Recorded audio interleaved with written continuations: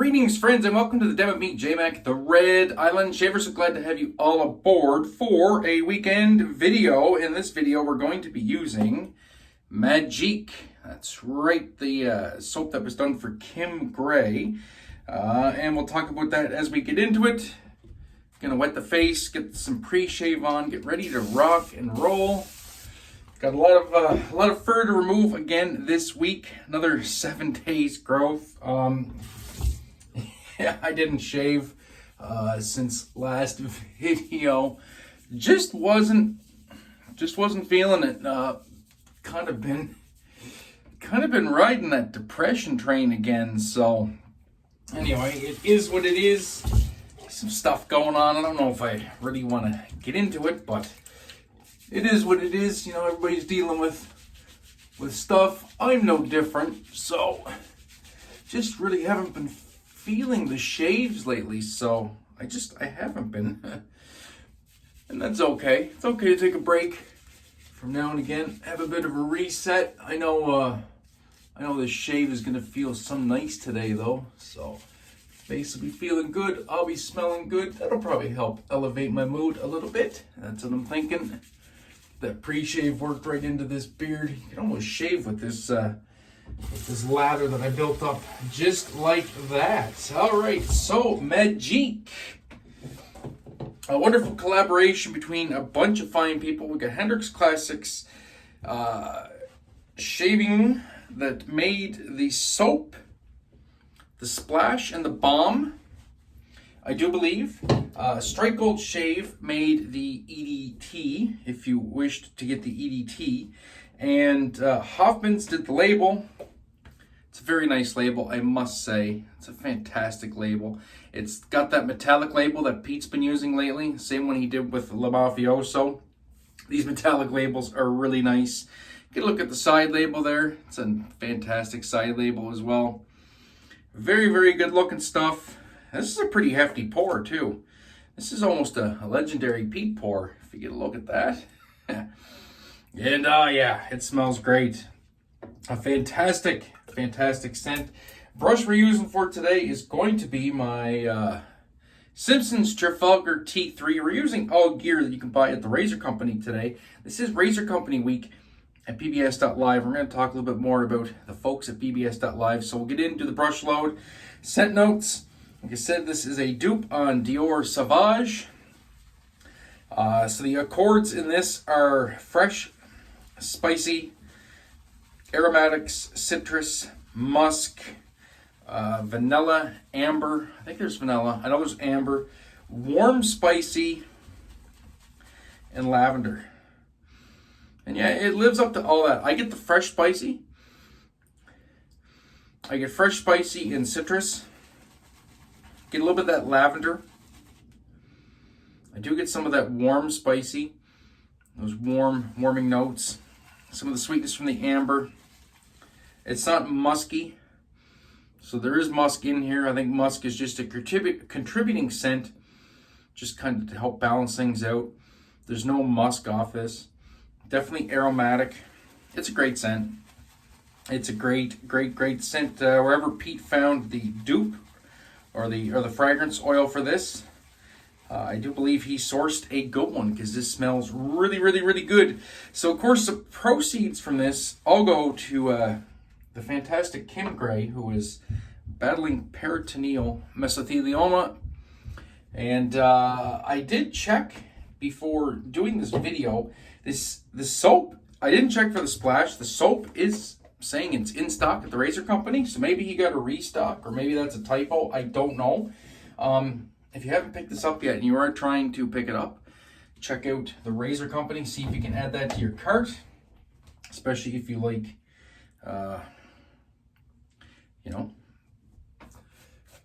Dior Sauvage. And yeah, let's get in here, get this lathered up. Actually, I may need to load a little bit more soap. I think I did way too dry of a load there, so this video may go a little bit longer with a little bit of technical difficulties. Yeah, we'll just load the, yeah, we'll just wet the tips. There we go. Because I was kind of looking at the brush and I was like, oh, I don't know if I got enough soap in there. Usually this brush loads really easily. Yeah, I think the brush was just too dry. I was just pushing soap around. It wasn't actually picking it up. I could tell as soon as I put it on the face that it was not as soapy as I wanted it.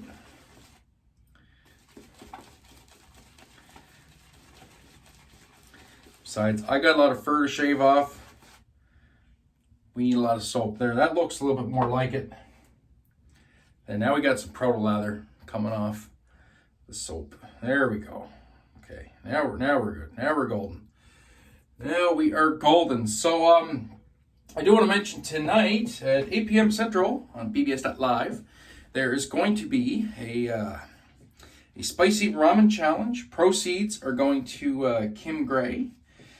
To the GoFundMe that is also linked in the description box down below. If you haven't donated to Kim's GoFundMe yet, please do if you can. Any amount will do, even if it's $5. You know, if 100 people donated $5, it's a nice little chunk of change to add to the grand total, which is over 6,500 now. I do believe the community is really rallied behind Kim. It's great to see. But anyway, yeah, so Spicy Ramen Challenge tonight with the boys from BBS.live, Brandon, Hay, and Caleb from Aylsworth Razors. So that should be a good time. Definitely going to check that out this evening. Have a little drinky poo. And watch them suffer through some spicy ramen. As we get this worked into the beard. And oh yeah, this smells really good. Nice scent strength too. Nice solid 5.5, 6. On the old scent strength meter. Yeah, that's really good. Really, really, really good. I like it. I like it a lot.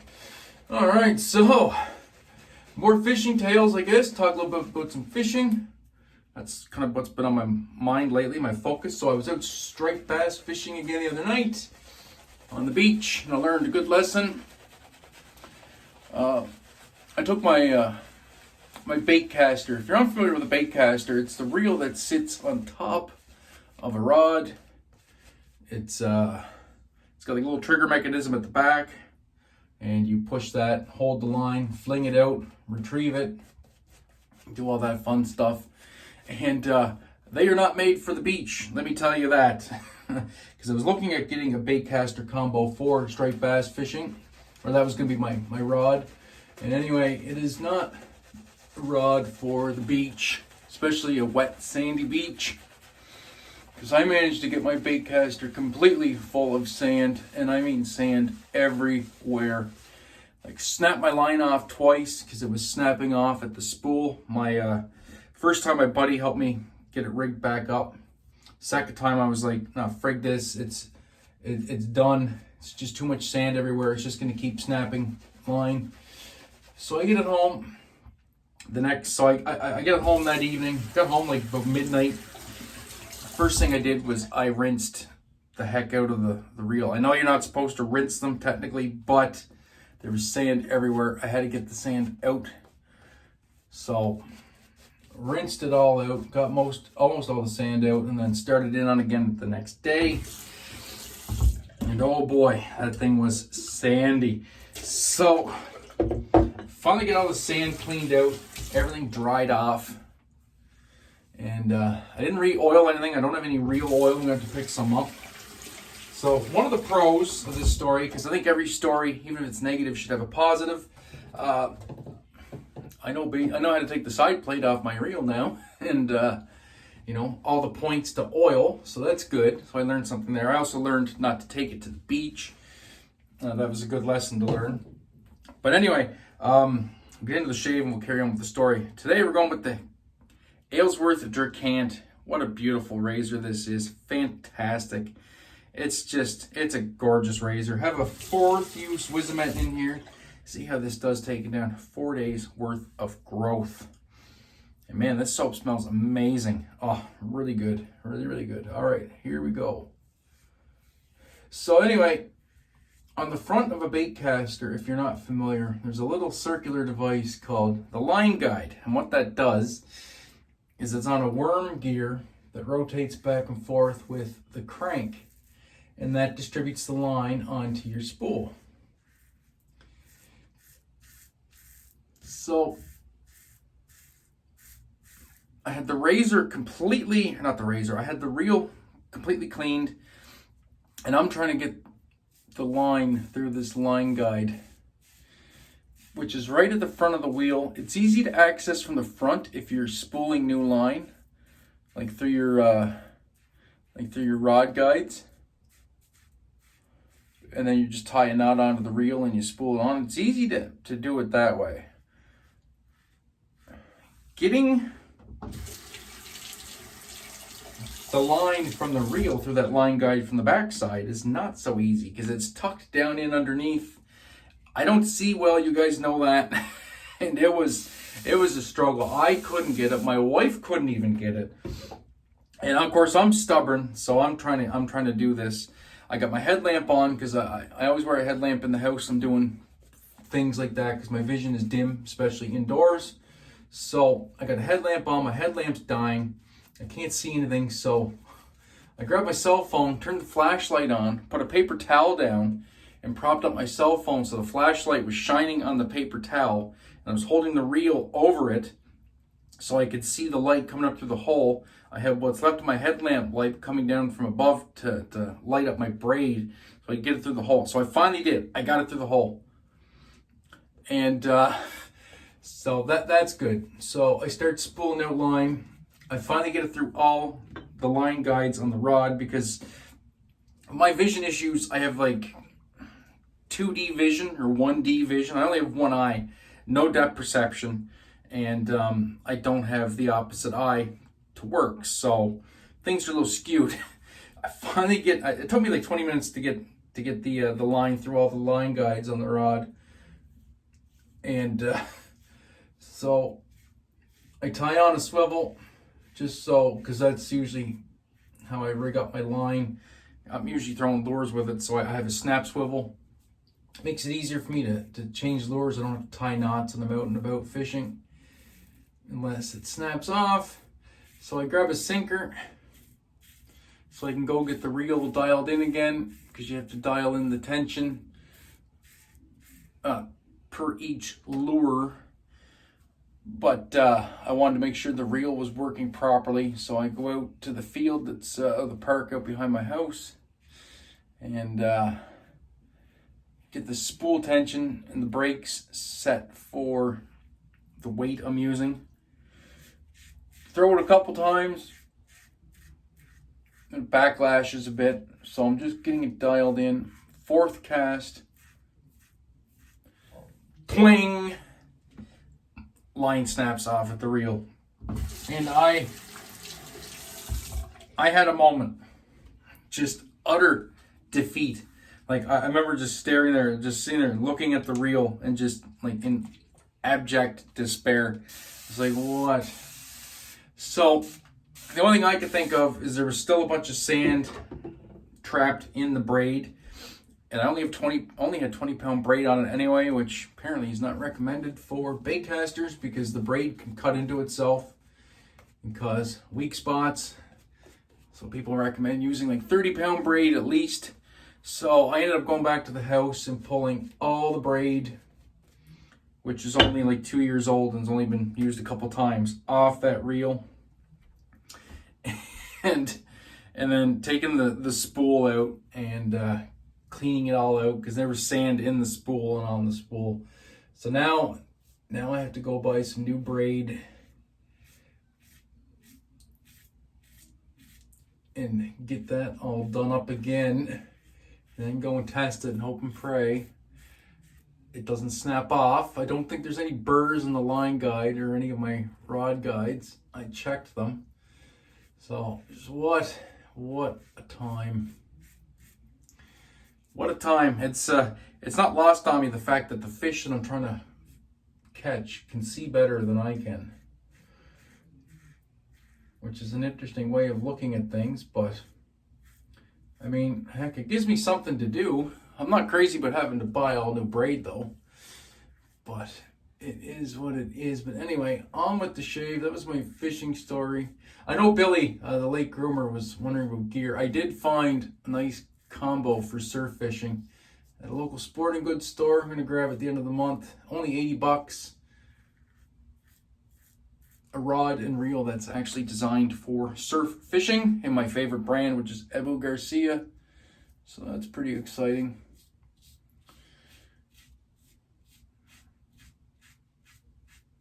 And I got to get a bunch of stuff for trout fishing too, because now I got to get some more line for leader material. I think I've been fishing trout wrong all along. I've always just done braid right to a snap swivel. Apparently fish can see braid. Once again, fish can see better than I can. So now I got to get some barrel swivels and some leader material, and then I'll put a leader on and then terminate that with a snap swivel for easy changing lures. So the bait caster is just gonna be for trout fishing, for throwing spoons and lures. That's kind of what I bought it for anyway. Thought I would try it for bass fishing.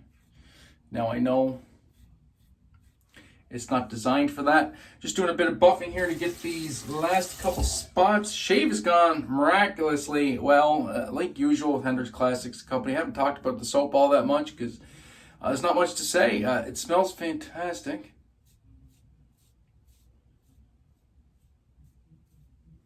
And leads to a very smooth shave.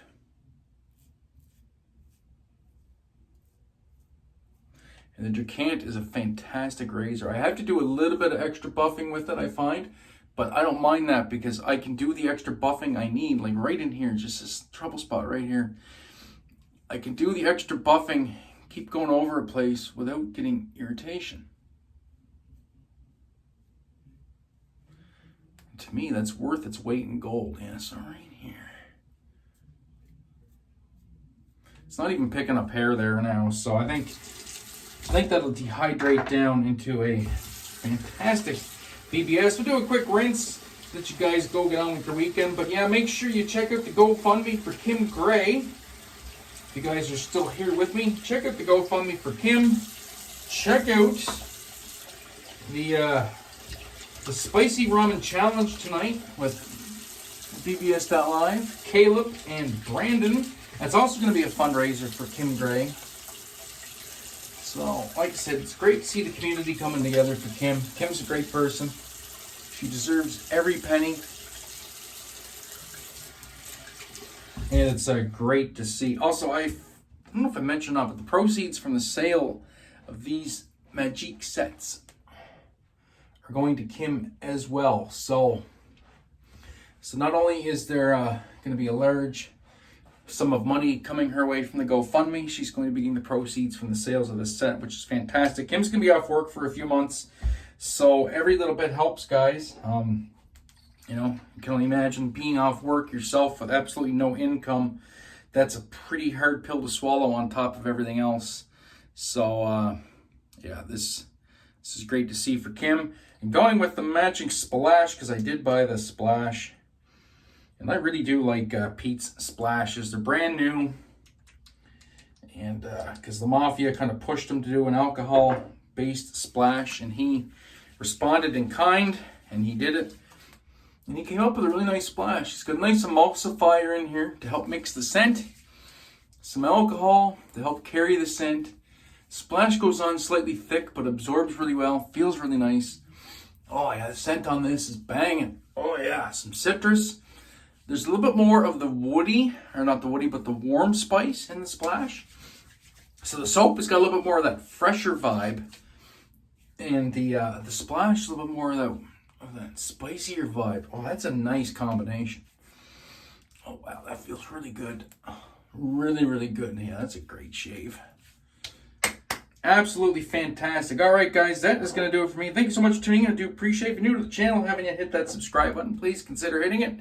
Helps the channel grow, helps the content creator community grow here on YouTube. And that'll do it for me. Until next time, my friends, be safe, be kind to one another. Most importantly, have a great day and bear shave. We're going to catch you in the next one. Peace.